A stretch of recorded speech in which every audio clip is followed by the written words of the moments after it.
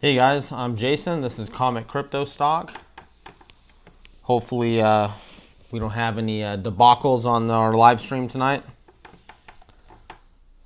Come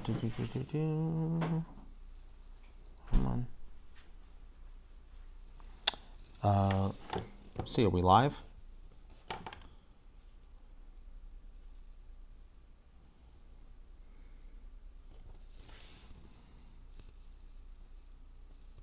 Okay. All right. Looks like we're live. All right, guys. So, got a few things came in. So, let's get cracking this stuff out. So here we have the next Punisher Delgado covers. So a few weeks back, I showed number 1, and so this is number 2. It's another limited variant. I think they made 400 of the virgins and 800 of the trade dress, or something along those lines. So there's the virgin cover.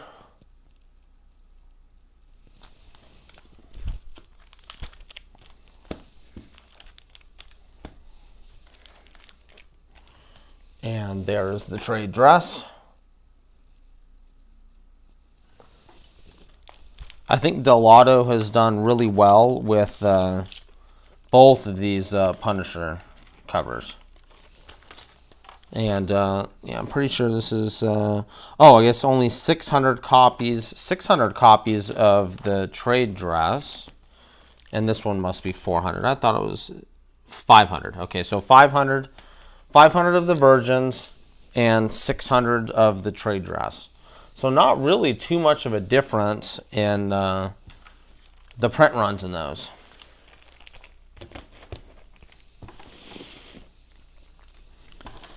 Okay. And here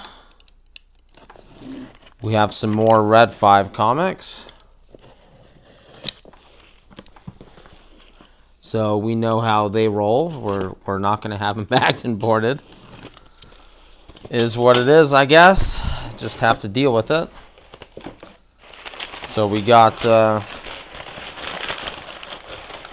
Red 5 Butcher Block paper.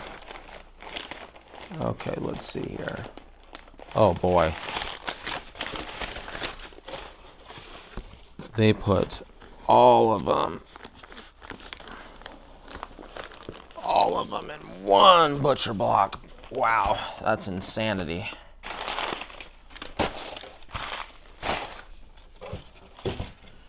Okay, so I'm gonna have to be bagging and boarding these things after the live stream is done. I mean, look at that. I don't know if you guys can see this. This is insane. how they ship stuff. So this is Riptide number 3. I was able to score a bunch of Riptide number 1s. I passed on number 2, and of course number 2 heated up really good. So I figured I'm not going to make that same mistake and not going to pass up on number 3. So number 3 is heated up a little bit. It hasn't gone too crazy, but it has done pretty good. Okay, so let's take a look at this. Well, doesn't look like any major hits. I mean, it blows my mind that they ship in butcher paper. All right, so gonna have to bag and board these. I've got a whole bunch of bags and boards ready because I already know what I'm going to be dealing with there. Okay, here we've got ourselves kind of a little deja vu from a couple weeks ago. So this is some more Source Point. And again, this is yeah. Tell you, the guys at Red 5 and Source Point must be buddies because that's how they roll too. Just slap them all in the box like that. So we have some more ogres. All of the first ones that I got sold really, really well. So I was able to secure some more and figured I'd be able to continue selling them pretty decently. So ordered up a whole bunch more of those. Again, we're going to be bagging and boarding them because that's just how these independent comic companies roll, I guess. They just don't believe in bagging and boarding stuff. All right, so here we have some Stranger Things variants, which you guys may or may not have seen these. But they're relatively limited. I think they were released at New York Comic Con. And, I figured since it was kind of limited, I think they made 1,000 of each cover. I thought that Stranger Things is a pretty awesome show, and it's going to definitely have a following. And there'll be people that will try and hunt down the more exclusive covers, in my opinion. All right, so these came actually over from the UK. And these will be bagged and boarded, All right, let's get through the sea of bubble wrap here.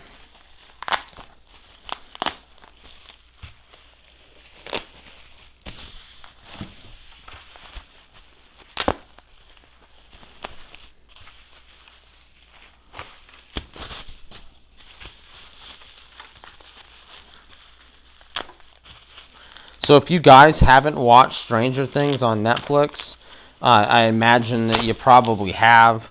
But if for some reason you haven't, watch that show. It's really good. It's one of the best shows on TV right now, in my opinion. Okay, so this one is, I think this was Matina. Gosh, I'd have to check. So we got 10 of those.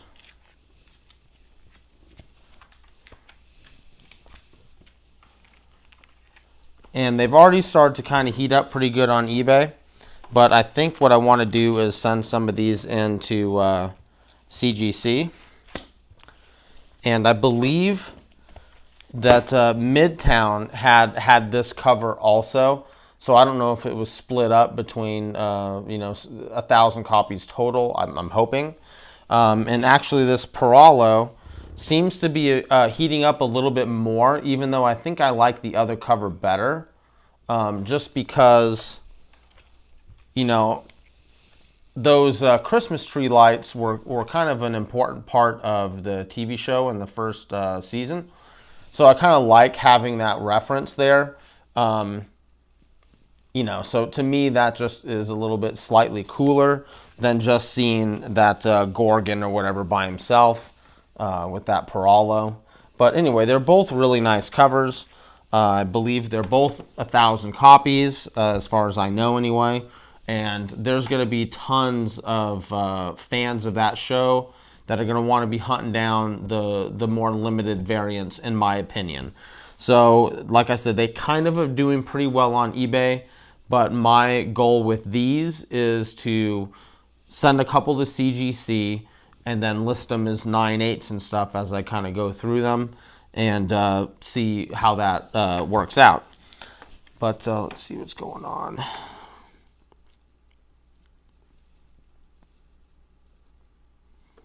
I can't see the chat, live chat. Okay, here we go. Mike, what's up, brother? Victor Cervantes, Uncanny Kyle Walker. Welcome, guys. Thanks. Yeah, the color on the Paralo. Yeah, it's. Paralo really. He does good for almost all of his covers, and I like the Matina a little bit better myself, just because. I really liked that part of the story where they were using the Christmas tree lights to communicate. So I really like seeing that kind of on the cover. But both of the artwork looks great on both of them.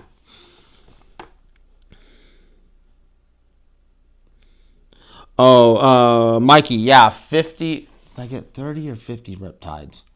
I think, oh, damn. That's sad when I can't remember. I believe it was 50. So I got 50 of the Riptides, and I still have a bunch of the number ones left over because I pre-sold a few and decided to keep a few. So those have kind of been holding steady at I think about $20 on eBay. The number threes are going for like, maybe $8 to $10 or something like that. So I'll maybe try and sell off a few of the number threes. I may even look to see if I can trade someone for a couple of the number twos, because I feel like maybe I want to try and put together some complete sets also to be able to offer to people, because it's a limited series to 4. So that might be another option to put some sets together as well. Although I do have in the monster submission, I do have 2 Riptide number 1s and 2 of the Rift number 1s that are, hopefully all 4 of those will come back 9/8. So we'll see what happens with those. Ogre 1s are right around like $8, I think. So I think they peaked at maybe they peaked at about 15 or so, but I was pre-selling them at like 11, because I like to try and give people a decent deal. I'm not going to try and, go for top of the market. If I can make a little bit of money and get someone a book they're looking for, then, to me, that's a win-win. So, especially if any of the subscribers want them, then, I'll back out all eBay fees and all that kind of junk and then give you guys the best possible deal. But, I need to read Ogre 2. I'm a little bit behind on my reading. I've just been working so much. I need to read Ogre. I want to try and get Riptide number 2 so that I can read that whole series. It's been optioned for, I believe, a movie at this point. So that's kind of cool. And, I need to read Ogre as well. I've got the Zinnober still yet to read, but hopefully I'll get some of that stuff caught up and then give you guys a little bit of a review. So Victor, I don't know the exact print run on the Ogres, but yeah, all this independent stuff is really low print runs. So I would say probably between 2,000 to 5,000 copies at the most, and probably closer to like 2,000. With Riptide, initially people were saying it was like 2,500, but then I was looking at some other people that were on some other websites going like, no, it might be closer to 1,000 copies for Riptide number 1. So, it'll take a while to know, but yeah, it's definitely low print run. It's sold out pretty fast, so there's going to be some people chasing it down still. I believe it was 2 weeks ago it hit the CBSI top 10. So, there's still going to be lots of people looking for that book. There's lots of people that look to that list and then try and go after those books, which, kind of helps on the back end of selling those things. But anyway, any other questions, guys? I want to actually do, and let me know if you guys think this is a good idea. So I've been kind of picking up stuff that you can kind of flip for a small profit or whatnot. But I was actually thinking about trying to make a video for people to kind of get started. If they want to get started collecting or trying to look at different ways to slowly start building up a bankroll. Buying and selling comics. I was thinking to try and come up with some ideas to where you guys can start doing this type of thing without having to put out, a whole bunch of money. Because I know it's like, hey, I love picking up NYX 3s, but, that's a $400, investment that you're going to try and press and grade and do stuff with. And people may not just have that lying around initially. And, I kind of thought maybe I could come up with some ways to where you guys can start with less money and kind of build up, get that bankroll going, and then you can start kind of investing in some bigger books and try and do some stuff like that. Oh, no. I was not able to get any of the rejected other than the one, I had the one variant, which one was it? It was one of the Comic Fest. You can look at one of my other videos, Victor. It was about a month ago. I picked up one of the limited runs that they only made 100 of from one of the other Comic Fest. So I wasn't able to get any of the number 1s regular cover, And then I wasn't able to get any of the #1 second print regular cover. I mean, I just can't believe how fast that thing sold out. But I actually thought the second print cover looked way better than the first print of the regular cover. To me, that one, I didn't really care for it. But the I think it was the Garden State Comic Fest. That's the one that I picked up. That's the black one where you just see Mr. Teeth, his face really close up. That cover is freaking awesome, man. But they only made 100 of them, so it's pretty tough to get. And I have only seen maybe about 5 of them on eBay ever since Rejected started to get popular. But that's definitely the one that I would look to pick up. They're really not going for that much compared to the regular cover. But also the second print, man, the second print is awesome with that, the red kind of Mr. Teeth there, looks way better than I think the regular covers. Probably actually the regular Rejected cover is my least favorite, and then there's another Comic Fest one, Garden State and Motor City, I think were the 2 Comic Fests. They did different covers, 100 copies each. And you'll see the other one kind of looks like the little kid is, shutting a locker door and kind of smiling. Don't really care for that cover either. But the one that I picked up that's got, Mr. Teeth kind of just grinning at you and it's really dark looking. That one, looks like, this looks like it's a scary book, not some like kiddie thing or whatever. But anyway, that cover for me is the best one. But yeah, so the Virgin covers usually are worth more than the trade dress, Mike, just because they print less of them. Now with that Punisher, not that big of a difference, right? So 500 of the Virgins and 600 of the trade dress, not that huge of a difference. But people at this point kind of just expect Virgins to be worth more, so then it kind of becomes a self-fulfilling prophecy. So even if they only made, say, 500 of each, people they hear Virgin and think that, oh, the Virgin's better. So then it becomes a self-fulfilling prophecy that because everyone thinks the Virgin's better, well, now the Virgin's better. But most of the time, the Virgins do have a lower print run. But like with that Punisher, 100 copies is nothing. So 500 to 600, that's almost the same print run. So really, it doesn't make that much of a difference as far as the rarity. But people are all looking for that Virgin cover just because it's the hot thing right now to have. So that would be the reason that right now, especially for that book, that everyone is wanting the Virgin copy, just because they think it's better, so therefore it is better. Yeah, Ice Cream Man too, not able to pick up any of those, but yeah, that's doing great. That new variant that came out that with the clown with the Princess Leia buns in the tub, man, that cover is freaking awesome.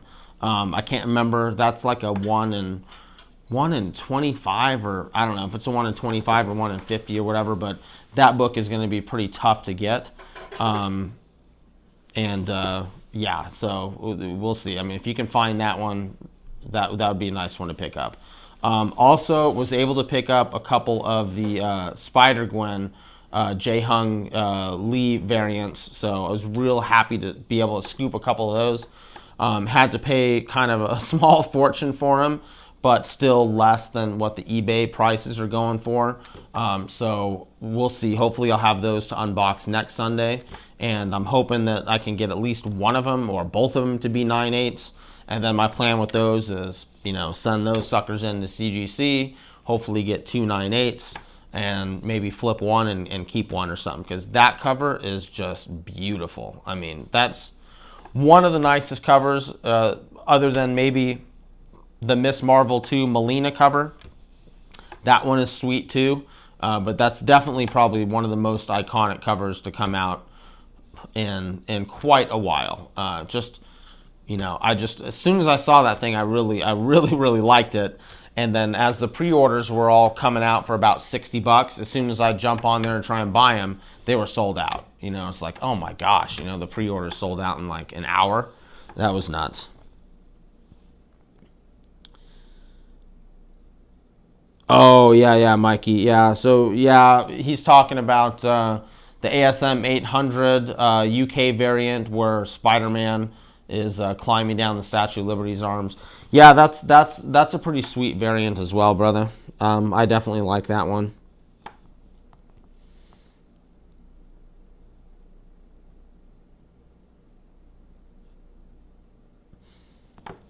Yeah, Mike, I don't know if you've seen Stranger Things, but what they did is at some point in the show, I don't want to give away too much if you haven't seen it, but these Christmas tree lights were lighting up, and that was like a way to communicate from like one dimension to the other.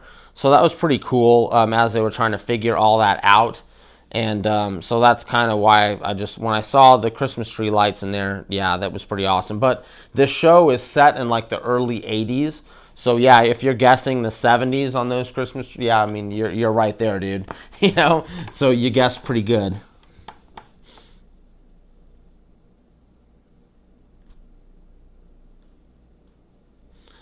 So those UK Spider-Man 800s, I can't remember. They're going for about $100 to $120 or something like that right now, and I don't remember how many of those they made. Either 800 or 1,000. It's still pretty limited.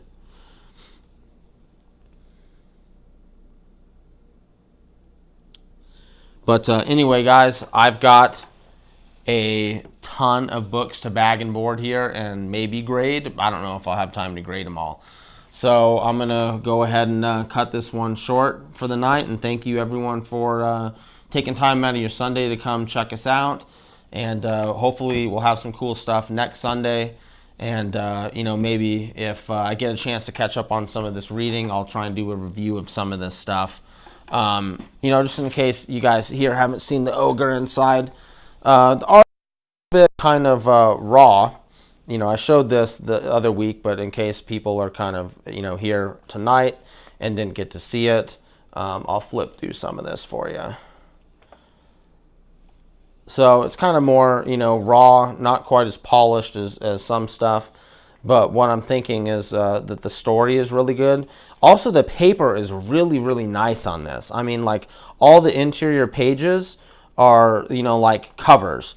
And the cover has that kind of matte feel, almost like an iPhone box. So they really, really used nice paper.